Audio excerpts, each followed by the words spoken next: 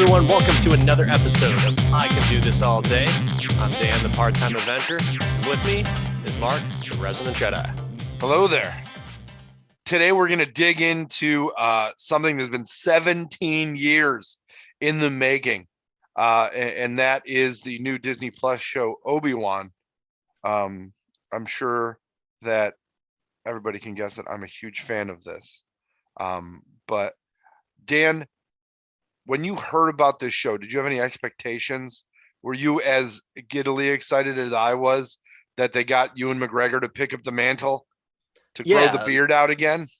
Absolutely. It was pretty badass. And, I think that's been a long time coming because there's been a lot of moaning and groaning of like, there should be an Obi-Wan show. There's so much story there because he's been exiled for however many years. And the fact that Ewan McGregor is just awesome in that character, right? Like he really made it his own, but he also blended some of those characteristics from Alec Guinness. So my first thought of it was I like Star Wars, I like Obi-Wan, but I love Ewan McGregor.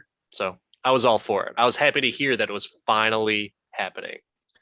I agree. You could almost say that the prequels, maybe not Anakin movies, more Obi-Wan movies than anything else. Anakin just a little side bitch character, which is continued through all the trilogy movies. So in anticipation for this show, I know that you are not a huge expanded non-movie Star Wars person. Did you intake any additional content to prepare yourself for this? I did not. The main reason is because there's just so much, like all the books, the comics. I just felt like I can't go down this rabbit hole.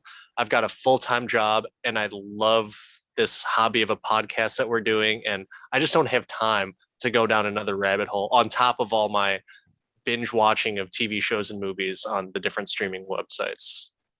So was this the first Disney Plus Star Wars show that you watched in its entirety? No, I've watched all of the other Disney Plus, live action Star Wars stuff. So Boba Fett, Mandalorian, those seasons. And so, yeah, it's not like I'm behind on that, but obviously I'm a little bit more invested in it, right? Because I really know Obi-Wan and I liked that character. I didn't necessarily like Boba Fett. I always thought Boba Fett was a little overrated, but it's cool that they brought that in, and the show turned out to be pretty cool once they introduced the Mandalorian and the child. But yeah, no, I was excited about it, but no, nothing. I saw it in its entirety. It's all good. So were you worried that some of the pacing issues that started to creep in to some of these shows would affect Obi-Wan, knowing that some of the same directors or the same director who had done a few Mando episodes was going to be helming this Obi-Wan project? So to be quite honest, I just have that expectation for not just the Star Wars Disney Plus shows, but even the Marvel shows. It's going to drag. Why? Because they like subscribers, they like money, they want people to tune in week after week. That's why they don't release them all at the same time. They know what they're doing. And they know once you've got a little bit of a taste, it's that Disney Plus heroin. Like, all right, they're going to keep coming back for more. So, in terms of the pacing, I knew it was going to happen. And so I wasn't really surprised after the first couple episodes of like, yep, a little bit more of the same of that Disney Plus heroin.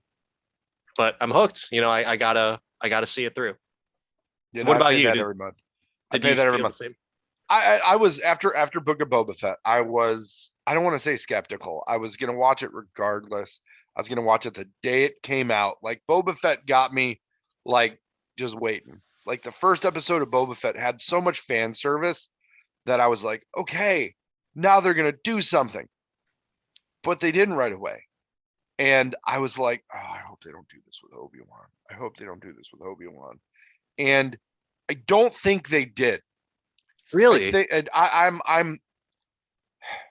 I like a lot of the Easter eggs they put into these, um, because uh, unlike yourself, I've probably consumed all of the Star Wars visual media that there is to consume at probably more times than is healthy.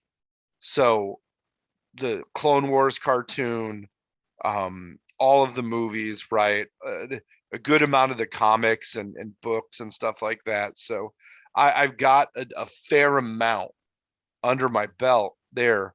And this is by far one of my favorite characters in the ethos, if you will. And the time at which they were approaching this show, right? Like, 10 years post or something Is like that that. original, or is that what it's It, stated it, as? it's Is 10 years? somewhere in there, right? Um, It it, makes sense. The kids yeah, are yeah, pretty the young, kids are so right around 10. But it is like the time you want to see what's going on with that character.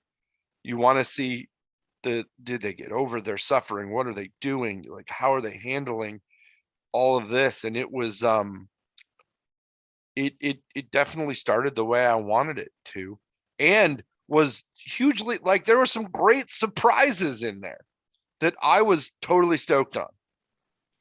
how did you watch it? Did you watch it week to week, or did you binge it I watched it week to week. Like, week I to week? wasn't even at home the first weekend it came out. I was somewhere with absolutely terrible internet, so I downloaded it on my phone and cast it on a TV, and it worked okay. Like, Disney Okay. Plus will let you use, AirPlay. So I watched the first two episodes. I eventually watched them again, but that first release, I was like, okay, I can get here with this. Like, a Okay. lot of the characters showed up are from, either the Rebels cartoon or the Jedi Fallen Order video game.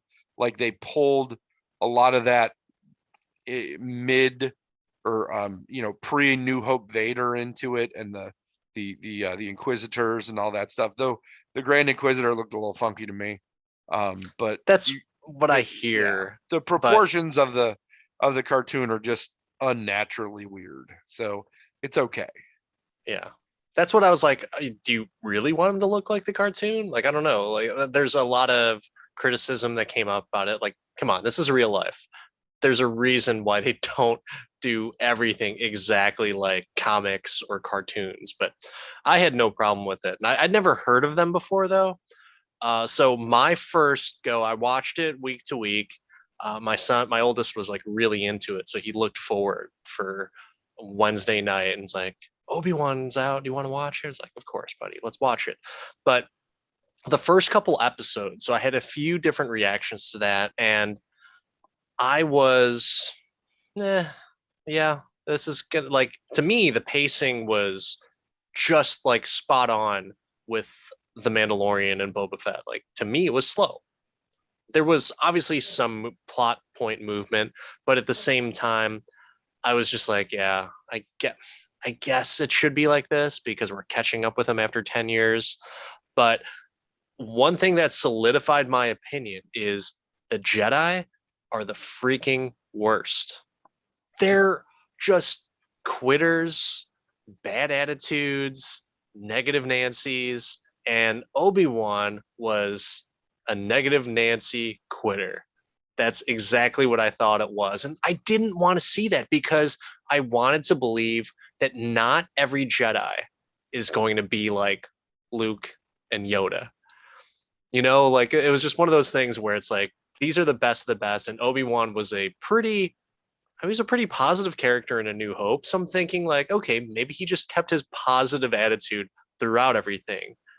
And no, he was that beaten down old man. He was like Logan in, Logan. So I think that he started out that way, and I think that that's okay. I mean, you just saw your best friend murder a bunch of kids, and somebody that you put all this time and effort into training, like, completely flip and go to the dark side. And he had to cut all his limbs off and set him on fire. I mean, that's a pretty traumatic experience, man. Emotional damage in that bitch. Absolutely. I agree, but I guess it's one of those things where would it kill someone just to have a little bit of optimism? Like one character that's just eternally optimistic. Because there really isn't anyone in the Star Wars universe that's optimistic. Everyone thinks that the plan is going to fail or, something's going to go wrong or whatever. I mean, R2's optimistic, Yes. And he also doesn't speak, but but he whistles. he does. He does. He catcalls androids and everything. So R2 may whistle, but those whistles mean a lot. yeah, it's very animated, but there's no human characters that are eternally optimistic. I was going to say Jar Jar, but not human. Not a character. Mm, Uh, I guess you're right. I guess there's I mean, Obie Wan was. just my preference, Yeah, like no, I get it. I get it. it's one of those things that I just like. There's a lot of negativity in the world, a lot going on in the real world right now. I just like to see a fictional character be optimistic. That's Peter all. Griffin, completely different. They did do a Star Wars spinoff for Family Guy. I would love to see that again. It's been a long time since I Oh, I watched have it that. on DVD. I love it. It's great. The one thing that I would say is I wanted to see this character beaten down, though. I didn't want happy Obi-Wan. Like that's not where this story is supposed to start. He's not supposed to be Han Solo ripping around the galaxy as like undercover Jedi. He's supposed to be like banished, essentially, Yeah. right? And I loved that he had all his little caves set up with the little droid security system and all that stuff. Like that's kind of what you want or wanted to see in that situation. But the thing that really got me and I was super stoked about was all of the characters that they brought in, right? Yeah. We talked about Obi-Wan and he cut himself off from the Force as either punishment or a way to hide. Could have been both, right? And apparently that's a hard thing to come back from, unlike Luke, who was just like, "Oh, I'm back. What's up? I'm gonna disappear now." But I dug that he was just like, "Nope, I'm be a regular person." It is a cool point to the story, right? Because you wouldn't expect a Jedi not to have Jedi powers. And so one of those things is just like there's the arc. He has an arc, which is undeniable, and it's good that they had that because it's every movie wannabe critic will be like, well, what's his arc? Like, okay, yeah, he freaking struggled to get his force powers back. There's his arc, and he became more personal of a guy and likable and a hero figure to Leia. So yeah, no, I don't dislike it. It would have been really nice to have some optimism. I liked some of the anti Obi-Wan stuff they did. Like they made him a gunslinger Yeah. when he was anti, right? Apparently the gun control laws out there in the galaxy are wild, wild west. But He's still good. He can still shoot. Dude, The guy can't do the force. No, but man, crack shot. I dug that. And just the way that he didn't he didn't change himself. Like he's still like, of all the things in the galaxy to wear, a brown hood was still his thing. I was like, I mean, okay. Didn't lose the beard, didn't try and nope, he was good. But I did enjoy, like I said, just the way they set the character up. But I also to where you started to go, like I loved the Leia piece. I didn't expect it. It was completely unexpected. The previews showed Luke, and you thought it was just going to be a Tatooine story. And thank God they got the goddamn character off Tatooine for once in a Star Wars Disney Plus show. They're like, you know what? we're leaving the sand behind for a minute. Like they had to get their episode or two in, but in general, right? I liked some of the places they went. The places they went in this show were huge Easter eggs to like Star Wars fans, like Alderaan. Being able to actually for the first time see that place that pretty soon gets blown to shit. Get to kind of see what it looks like and how growing up was for Leia. They Pretty got Jimmy beautiful planet. Schmitz back. Oh yeah. But they got Jimmy Schmitz in there, like right back in it. And he aged the perfect amount of years to look old, unlike Obie Wan, who was still sprightly. But dug that. Like, I have no problem, unlike some people, with her little droid, which you can buy for like $85 and it does a bunch of stuff. It doesn't fly, but it's love the marketing angle that Lucasfilm always takes. But Yeah. loved the little droid thing that she had. Like, was a big fan of the rebellious little kid that you like. Okay, this didn't come out of nowhere. She's Right. always been like this. Yeah. And I really like that as well too. And I was super excited about it. Like sitting there watching with my son. Like, oh my God, it's Leia. That's so awesome. And he's like, who's Leia? I was like, man, you didn't pay attention to any of these movies, did you? What the hell? And Did you so question your parenting after that?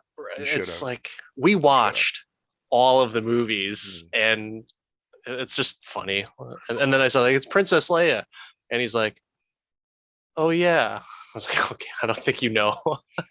Did you notice they did kind of the same thing that the Jurassic World team did with Ellie Sadler? Is they put her in outfits that were kind of callbacks Oh to yeah. what she wore in the other movies. I loved that. I was like, oh, I see what you're doing. Yeah. Take your fan service, just pile it on. Let's go. So is it just indicative of the fact that when you're in the Star Wars universe, you wear the same clothes? You never change the clothes no matter what age you are. I mean, how many clothes could you get? Think about how much shit you'd have to travel with. I mean, Lando only changes capes apparently, right? Yeah. Or he wears Han's clothes. That's what he does. I mean, when you lose your Cloud City, you won't have your clothes either. No, really. Go back and watch it. He's wearing And Han's clothes. and that might be Lando's clothes that Han won with the ship. You never know. I guess. How crazy would that be that all these years Han has been wearing Lando's clothes? That would you know what? I would watch a Disney Plus show just based off of that, where they get into a fight. It's like, why are you as wearing long my as they clothes? brought Childish Gambino back. Yeah. So is that still happening? It's supposedly, but Disney sidebar, Squirrel. Disney has said we're done with people who are posing as other people. Gotten good enough at the de-aging, and I'm like, but nobody complained about Donald Glover. Bring his ass back. He was awesome. I still think that they should get Sebastian Stan as Luke Skywalker. Oh, I would love that. Love it. He's Absolutely. too jacked, man. Luke wasn't jacked. I He's thought not, the Luke they did in Mando was good. It was okay. Yeah, it was fine. But Sebastian Stan, that guy can put on and take off weight. I mean, he's not jacked anymore. He's pretty. Well, it's because he played skinny ass Tommy Lee. Yeah, but if he wants to get jacked, he'll get jacked. So if they do another Winter Soldier thing, like put on the weight, man. But I'd love to see him as Luke. It'd just be really cool. And I just like Sebastian Stan. I also enjoy Sebastian Stan. I will be. I even liked him in that Tanya Harding, the I, Tanya. He was. Movie. That movie in general was amazing. Anyways, sorry. Back to the originally scheduled programming. Back to Star Wars. Finally. So we talked about Obi-Wan. We talked about Leia. Some of the spots I thought were really interesting have to do with some of the main characters that got brought into this, and that's that Inquisitor group, which was introduced heavily in the comics as like this group of Jedi hunters that was put in place by Palpatine that Vader was given command over, that he treated like bitches, right? And would just like totally F them up all the time. So you can see why they're kind of like scared of him. And they show up in the Rebels cartoon first as hunting like Ezra and Kanan and Darth Maul. But they also appear in Jedi Fallen Order, which is a game that came out pre-pandemic that follows like a young Padawan who survived Order 66 and is getting hunted by these Inquisitors. And at the end of the game, you go to their Inquisitor fortress to free like the young Jedi's friend. And it's the same place as in the show.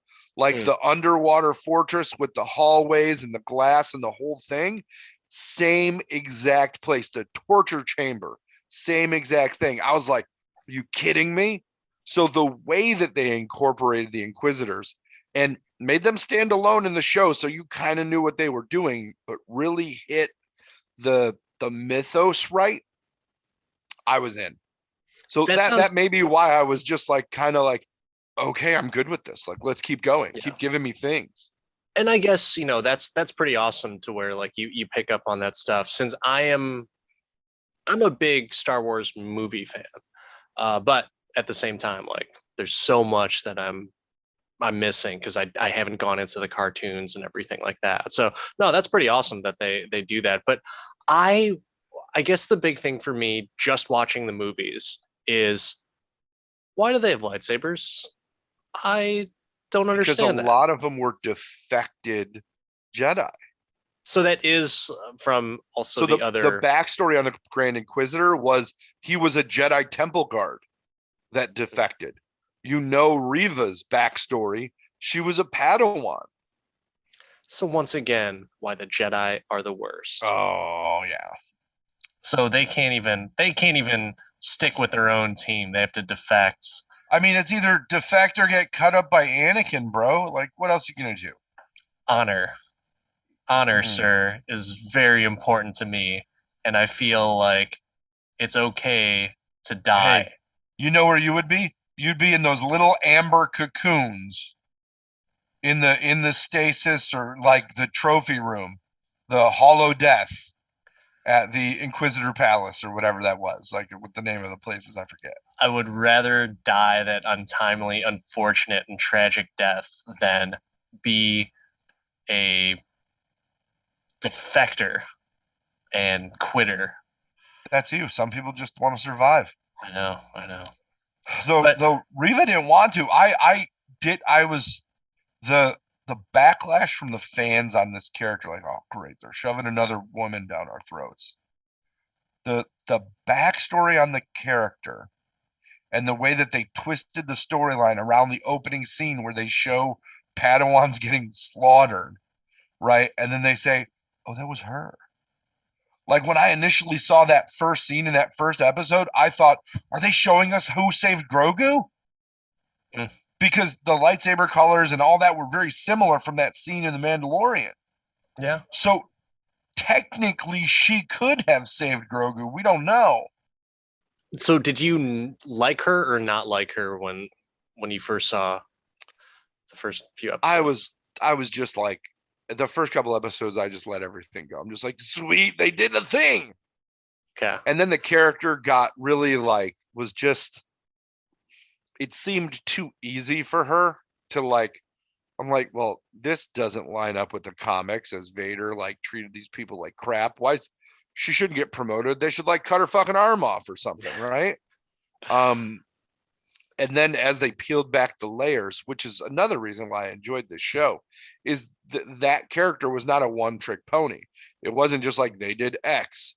Like there was facets to it, to that character that I thought they did really well with. That was something that I don't think we got in like Book of Boba Fett. Like, I don't think we got that. Boba Fett did his thing and he was Boba Fett, but they really gave her depth, which in evaluating the entirety of the show, I really enjoyed. And I enjoyed her as an actress. Like, I don't think she was bad. Like, she's far from, episode 1 Anakin, which, is the worst Star Wars performance ever and continues to be the worst Star Wars performance ever. So my big thing with Riva was I felt that either the writing was poor or just her portraying the character as angry as she was, right? I was thinking like if and this is all fresh seeing it for the first time. In hindsight, it could be like, yeah, I could see why she's super jaded and angry and very bitter. Totally understand that. However, I can see why I don't understand the whole female person of color backlash. That I don't understand.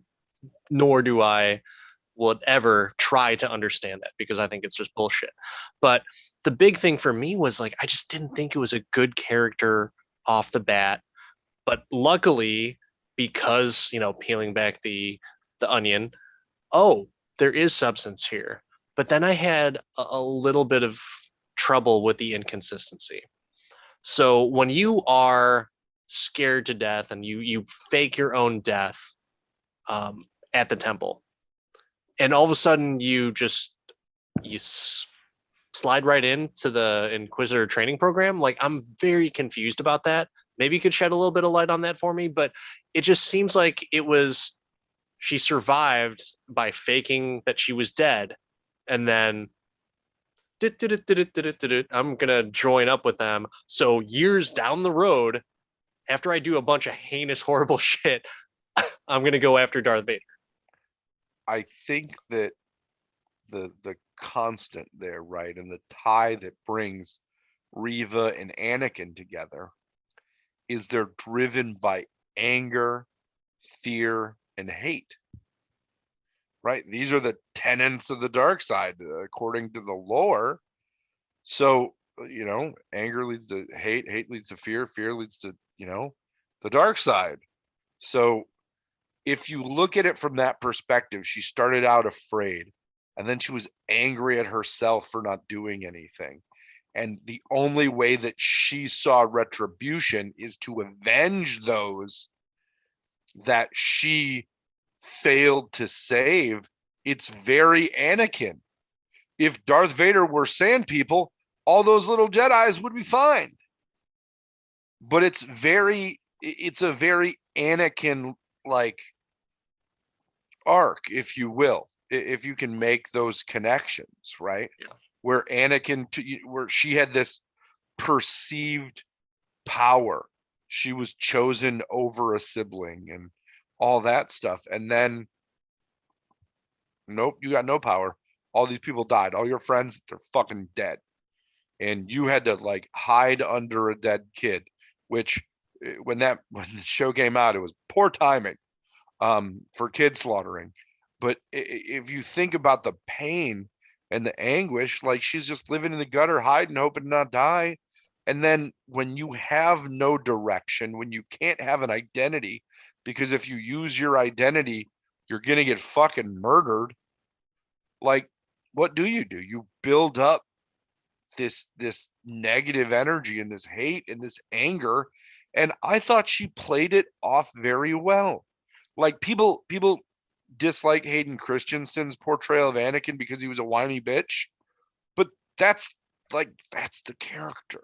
Yeah, I mean, true. he could have done better. Don't get me wrong. Leo as Anakin would have been better. Let's be honest. There comes the Oscar, but it's okay.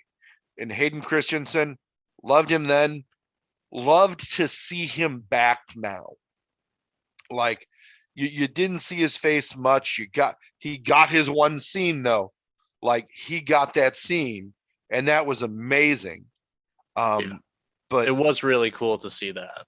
oh, But they did that once in a cartoon with Ahsoka, where Ahsoka got a lightsaber swipe in and like opened up his helmet a little bit. But to see them do that shit in live action, and to see like you didn't think, and I'm speeding ahead here, but let's be honest, like the whole show was leading to what we didn't know if we were going to get or not. And they didn't do it till the last episode. Like, they did one lightsaber fight and they fucking lit Obie Wan on fire, and he looked like a fucking useless old man, which was like disappointing. Like, it was like, how is that even possible? And then that last episode, man, that was the fight in episode 3 was the culmination of the entire prequel trilogy. It was the thing that the whole prequel trilogy was written for. You came for the Star Wars, you stayed for the lightsaber fight. And you were like, we know this third movie has to end with Obi-Wan and Anakin getting into some shit. And they did. And it was a good lightsaber fight. This was fucking better. Because Obi-Wan wasn't holding back. Obi-Wan was trying to fuck him up. In the first one, he was like, no, I got the high ground. I'm good. In this one, first they gave Vader the high ground and he fucking buried his ass alive. And you're like, oh my God. And you know he gets out of it. But at the time, you're like, you know he gets out of it because he's in the later movies. But you never had that sense in episode 3 that Obi-Wan's never going to be the same. Like, they just like climbed on some droids, did some lava shit, and then up and cut your arms and legs off and you're on fire. Yeah. You were the chosen one. But they fucking buried him alive. So I want to talk about that for a second, because I thought, and I was waiting for it, is that here's where you have Liam Neeson come in as Qui-Gon Jinn.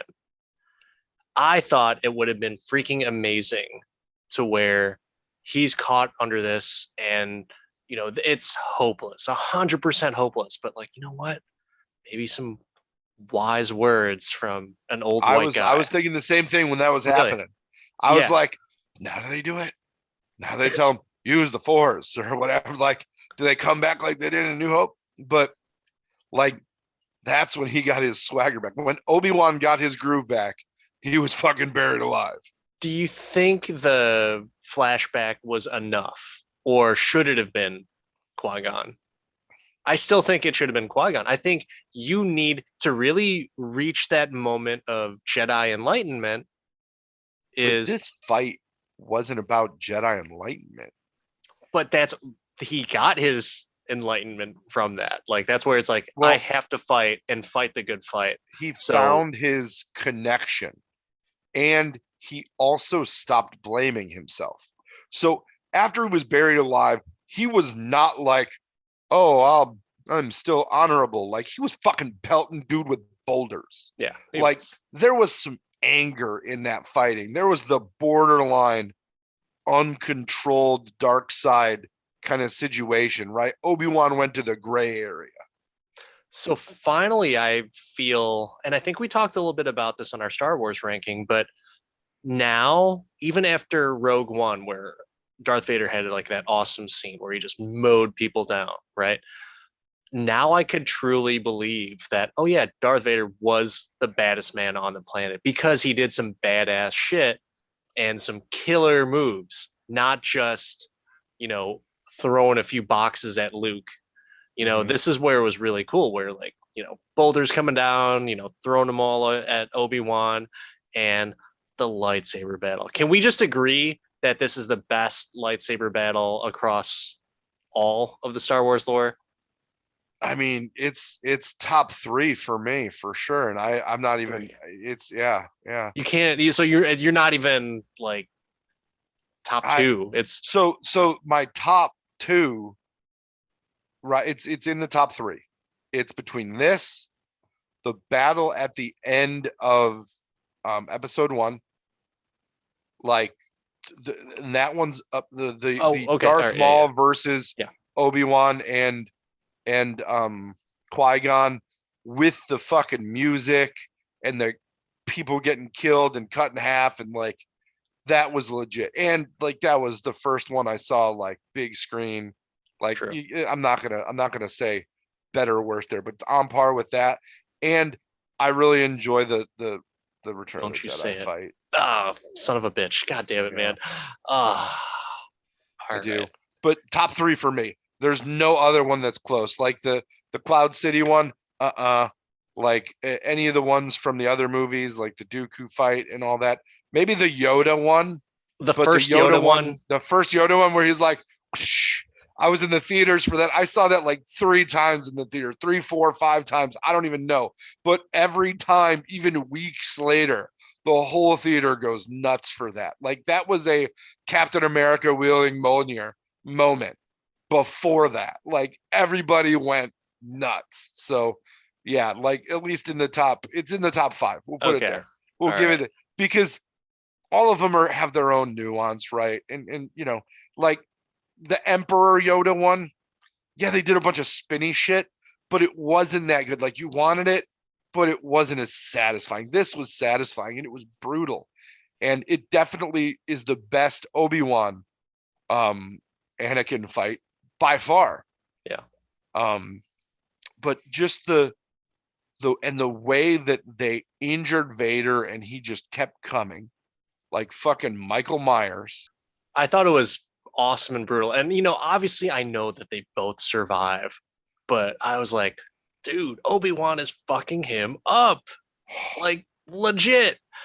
And I was super stoked about that. And if you didn't know that I had seen the other movies, just observing me as I was watching it, you would think that, oh, someone's gonna die right now because it was that good of a fight. And I didn't think they were gonna push the envelope that much, honestly. I thought No, Disney Plus of like, here's a little thing on your helmet and it might crack, but you're okay. You're not gonna get stabbed, or you're not gonna have like a huge gash across your body or anything like dude, that.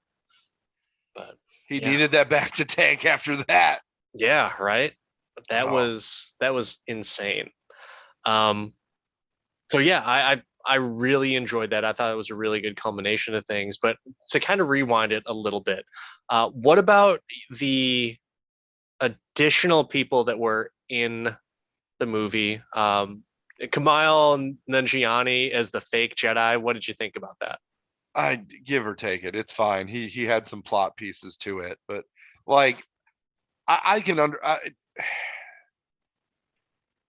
I didn't want him to turn out to be a good guy. I was just like, can somebody just take this guy out? Like, You're okay. just yeah, no. Um, but he eventually, turned okay-ish. Um, I feel like they didn't give him enough after that episode. Like they hung him around, hanging around, but he went from like an assistant character to no, you're not. No, it's actually this lady. You just stand there. Like he basically was set dressing for episodes what 3 through the end. He had 5 lines after that first episode, and Yeah, half of them were like, "Did you hear me?" but he's a scene stealer, right? So you don't necessarily want him to steal every scene that he's in. So he kind of has to take that back seat because the guy has such a presence about him, and everything that he's going to deliver is going to be like either like a smart ass funny type of thing. But he had some like noble dialogue as well too, where it's like, yep, I got that woman and child out of here, so they're safe. That's it's like, okay, so there is a little bit of honor, but he needed a profit, right? Very much like Han Solo, he needed to do some shady shit to profit, and he wasn't trying to hurt anyone. He's just trying to get some Do cash. not compare fake Jedi to Han Solo. I will compare fake Jedi to Oh, Aaron Alderreich's Han Solo because that's exactly what it was like. okay, I'll give you that. That's fine. That's fine. That's fine. I did enjoy, like, I thought that the additional people that came in were good, but I was more focused on the returns. Like, you got Jimmy Smith, you got Joel Egerton. How the hell did they get Joel Egerton to come back for this? That was pretty Like, awesome. he was nobody in that first movie, and he stood in the background for a minute, and he was like the end scene holding a baby. And they got both of those actors that came in. His action scene was tight. Like Uncle Owen about to fuck some shit up. I don't even Um, care about Uncle Owen. Baru is a right? badass. Right? I will say One of my favorite things they brought back was the little T-16 toy that they show Luke playing with later. I'm like, oh my God. Like the first episode, I'm like, oh shit, here we go. Yeah. It was tight. And then at the, they hit all of the existing locations and things like that. And at the end, they bring in Ian McDiarmid. They do the Emperor at the end. Like, I'm just like, they're hitting the people that I want to see be part of this. All of the new people, like Ice Cube's son and all that, they're great. That's super. But the Leia actress was amazing. And all of the people they brought back, like, none of them were I like, oh, probably shouldn't have brought them back. They were all like exactly as you wanted them to be. And it was awesome. So I liked the way that their characters were, but did you not feel a little angry about how this becomes a contradictory type of scenario in A New Hope, where she sends the message to Obi Wan and she's talking as if she's never met the guy, and it's just like, you fought for my father in the Clone Wars. It's not, you fought for my father in Clone Wars. It's not, hey, remember that fucking adventure that we went on that I almost died and you saved me, and then I saved you, and then you saved me again. But you don't know what happened between them between now and then. He promised to come back. Maybe he didn't. Maybe she thinks he forgot her. All of those things. I But don't know, you know man. what it may, so it may cause confusion at that part. But you know what makes a ton of sense? Why she named her kid Ben. Yeah, I guess. So it may break something, but it fixes something as well. And Yes, and it always took Bale to get him to do something. I just feel like if she only referred to him as Ben throughout the entire time, then it could be something stupid like she never she never really met Obi Wan. She only met this guy named Ben, and so that could, then your theory holds water in my opinion. But she, and correct me if I'm wrong, she referred to him as Obi Wan, and she knew his name was Obi Wan Kenobi, right? Yeah, but also in A New Hope, she refers to him as Ben Kenobi too. When Luke says, "I'm here with Ben Kenobi, where?" She Oh doesn't yeah, you're only right. refer to him as Obi-Wan. You're right. I am right. Get used to it. Well, you are the resident Jedi. I, this So, is this is but my thing. You can be right about Terminator. once again, though, I feel like it's just inconsistency, and I was Well, a little bit it's like, inconsistent when you're building on top of his foundation from 1977, but isn't that the right? point of the foundation? Is that this is the solid piece? Oh, they never thought about this. Let's be honest. It's not even owned by the same person. I understand that. I completely understand it. Mm. Luke and Leia never would have kissed if they would have known that they were brother and sister Yeah, either. no, But totally, totally. I mean, come on, man. Even Terminator retconned all of the movies past two. So it's okay that they made you a little confused about the verbiage that she used in the message. I don't know, man. That's a very formal speech. But now, doesn't "Help me, Obi-Wan Kenobi, you're my only hope" mean a little bit more?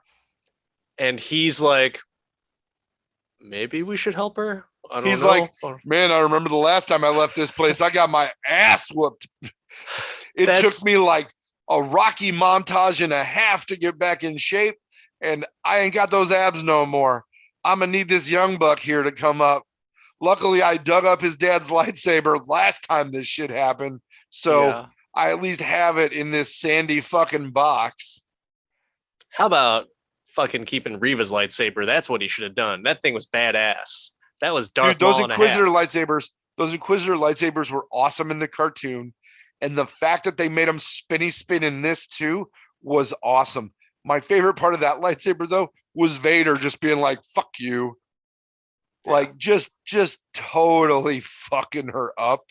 Like that was a good lightsaber battle too. That was, in the top 10 for sure. They did Darth Vader justice in the terms of being an ultimate badass in the galaxy. Like, you actually got to see it. So They happy. did it in Rogue One. Yeah. And then this just echoed it even more. Yeah. The fact that he was taking like major league swings at Obi-Wan and Obi-Wan was going over the fence. I was Yeah. like, when did whoa, like just so, there's a lot of anger there, man. This guy's getting real low, big guy. What about the Force as a whole from like the other Jedi that want to go see Obi-Wan? Like, did you feel like that was an unclosed loop, to where it's like, hey, Obi-Wan, hey, I'm glad I found you. You've got the wrong guy. Like, but I don't. Just go. I'm not that guy anymore. I think that at that Okay. point in the show, he's so focused on his failure with the chosen one that he doesn't want to infect anybody else. And he's got fucking uh, Uncle Owen being like, oh, like you trained his dad? Yeah, fuck you, buddy. I love that line. That That was was such an awesome real line. tight. Yeah. That was the second best line in the entire show. Third best What line in the entire show. what were the other two? One, when Anakin, with the final moment with Anakin, when he's like, I killed him. When he said he killed Anakin Skywalker, like he was the reason, you didn't do it, it's not your fault. Like he gave him a reprieve while trying to like smack him in the face. And that was the thing that just gave him that freedom. And at the end of when he meets Luke, he did the thing that everybody wanted him to do. Yeah. Yeah, I He was did the waiting thing. for I was that. like, he did the thing. Yeah. Did you get enough of Obi-Wanisms? Towards the end, I definitely did. And then, you know, seeing Ewan McGregor, who looked like a skeleton, as you definitely like, oh, is Ewan McGregor okay? Somebody needs to give him a cheeseburger. Like, I don't know about you, they definitely did not spend a lot of time putting him in his Jedi makeup. Like the Well, wig was coming off halfway to the side, and he was bony as fuck. And they're like, hey, it was like, is this the Haunted Mansion? Like, what's going on here? that's funny. You know what? I didn't even realize that he didn't do a hello there Not until the until very the end. very end, which you know, you wanted at the beginning. You're like, what's going on? It really added to the Obi-Wan's not himself. He's not a happy boy. And then along with all of the other fan service. What I kind of had a little bit of not an issue with, but I was like, so why is it in A New Hope Owen is just like, God, that crazy old bastard Ben out there? Like, what happened between You the don't end know of what that happened episode? between now and then. Are Or we he getting a season realizes, two? I don't know. They say no, but they left every possibility open. Like you could go Reva's story. Where's Obi-Wan moving to? Let's go to his Mos Eisley fucking high-rise apartment. You know, bosom buddies with the bartender. You know, who knows? But I think that they leave it open enough to do it. But there has to one, I think that Owen could get mad. Um, and at the time, the Empire was just taking over. Now you realize that Vader's his father, and like knows, like Owen knows that Vader's his father. Owen knows. So Owen, over the years of contemplation and seeing Luke do all this, that he has these powers, like he's got to be scared for this kid that he raised from a baby. Like, would you let your kids like literally go to the one place where they'd get identified and made into the thing that tried to kill you in your desert home with your wife and your shotguns? Yeah, you're right. I wouldn't, but it's one of those things for me that I just feel like there is not enough there, in my opinion, if they were to just not continue the story and fast forward 18 years later or whatever it is, and all of a sudden it's like, yeah, I'm back to being that crotchety old man that doesn't like Ben Kenobi.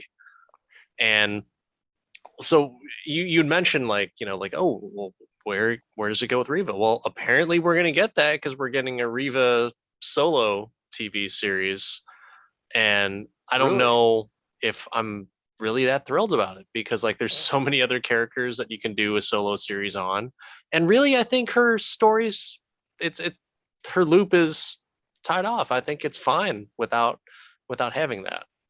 So You never that's know. just my opinion. How cool would it be to see her like end up at the Jedi Temple with Luke and Ahsoka?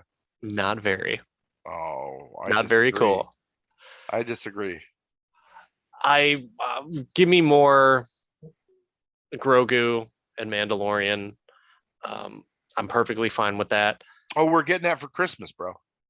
Is that coming out at I Christmas? believe it's coming out at the end of the year. That's soon. Wow, I didn't. I had no idea. So I guess we're going to get like our fill of Star Wars, and there's not going to be a shortage of Star Wars because Patty Jenkins' Star Wars movie will also be out. I'm actually kind of excited about that, and I heard that got delayed. it's still happening, Yeah. but because I Sorry, like it's 2023. It's February of 23. okay. Right now for season 3 of The Still, Mandalorian. I mean that's not too That's far like away. around the corner. Yeah, not far away.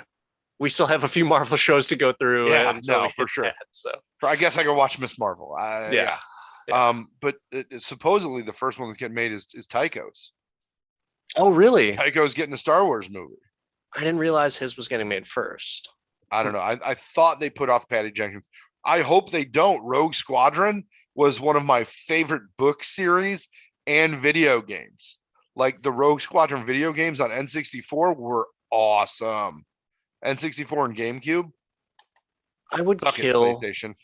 I would kill for a Wedge recast of him leading a team of like I just like Wedge as a character. Dude, those Rogue Squadron books literally had Wedge leading a team Yeah. of pilots that were, it was Michael Stackpole wrote them. They were outstanding. Jerry Stackhouse could have wrote them and I wouldn't have read them. But for me, it's just I was never a big reader. But like Wedge, I liked Wedge, and so if you want to go off those books, I've never ventured into them. I've never even read like the Wikipedia synopsis of it, and I guess I probably should have because I like that character. But I'm okay with going into it fresh. But if you get into or you know what, give me some Porkins. Give me some genuine reason as to why Jack Porkins is a hero, and I will be all for it. Get him in there. I mean, I was upset he wasn't in Rogue One. I was, but then that apparently everybody who takes that seat dies. Yeah. Not good. It's not good for the Porkins. Let's do it. Disney, I know you're listening. Just get Porkins and Wedge in the Rogue Squadron TV show, movie, whatever the hell you guys are coming out Well, with. it's going to be the Rogue Squadron would take place post Endor, so Fine. Porkins dead. Oh, that's right. You're gonna have a little pot on the dash with the ashes of Porkins. Like, what are we doing? Get his son fried Porkins. Wow, There wow, we go. wow. Pork rind. There you go. Yeah. Oh man, I think you've watched Top Gun too much. Well, you know what, man? If they can come up with some shitty ass names, Star Wars can have some shitty ass names too. You're not kidding. You are not kidding, sir. I definitely would look forward to any additional content like that, and being able to really do what they did with this and tie it back. Really, I thought did well. They even had like, they had the clone trooper like begging on the side and got the man to do it himself. That was the first time he said he ever put on clone armor. Yeah. Which I loved. I absolutely loved it. I thought for a second it was Rex from the Rebels show and the Clone Wars show that you haven't watched. Okay. But I was like, oh my God, is that Rex? But it wasn't. It was just a beggar.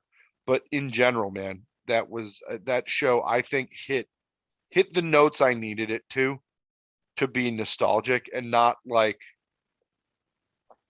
it didn't try and break new ground. Like, they didn't make him ride a Rancor or anything. Not that that wasn't cool, but it was just like, To wrap things up, I have a final question for you. Obie Wan, the Disney Plus series. Can you do this all day? oh, repeatedly. I'd watch that last episode on loop. Something about those Disney Plus series and their last episodes, right? They're all en fuego, just top notch, on fire. I mean, that's when they get the third act. The third act for a lot of these are amazing. And I heard a rumor at first that it was an hour and a half long, and I was like, sweet, I would watch all of that hour and a half. But it was a tight 51 minutes of excellence. Yeah, absolutely. So for me, I don't think that I could do this all day for that TV show.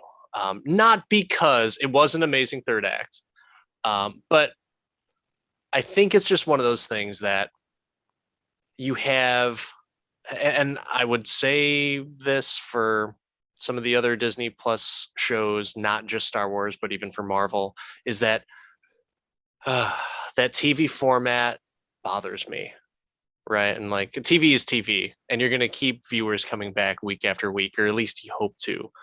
But I'm hitting that degree of fatigue to where just give me that instant gratification of what I want, what I need. And I'm starting to hit that wall, unfortunately. Marvel too. But for this show specifically, I thought Ewan McGregor was fantastic. I thought Leia adorable, just like a spunky little girl running around. And who doesn't love Flea from the Red Hot Chili Peppers in that random cameo for no reason You whatsoever? always knew he was like kidnapping children at some point. But yeah, it's a good show. Will I rewatch it again? I'll probably rewatch certain episodes, but could I do it all day? Probably not. And I hope that I will get my show where it's just nonstop pulse pounding, heart throbbing action all throughout. And I just don't know if I'm going to get that with TV shows. So when it comes to the movies, I think maybe I'm just a more of a movie format kind of guy.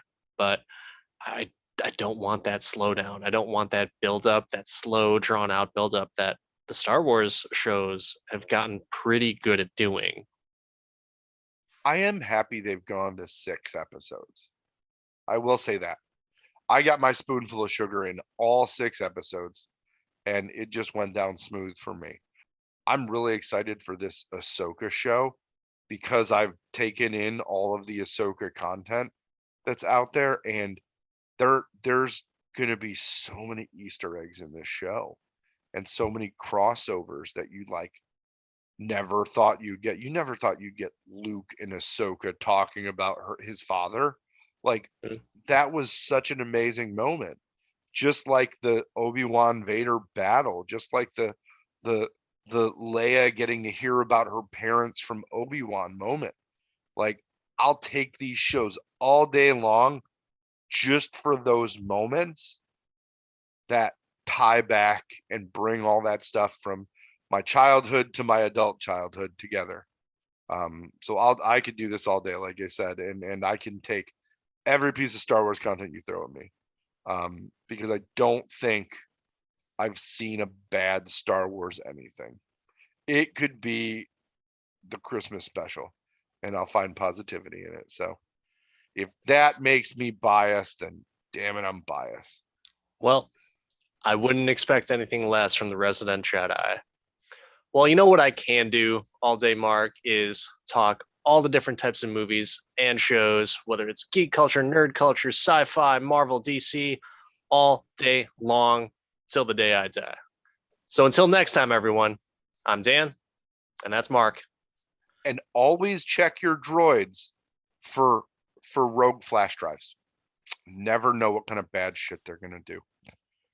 Please don't forget, like, subscribe, review. Let us know what you think. And if you guys have out there have any ideas for episodes or movies that you think that we would either like or hate so much we have to talk about it, bring them our way. We're willing to do pretty much anything at this point. All right, everyone. Until next time. See you around.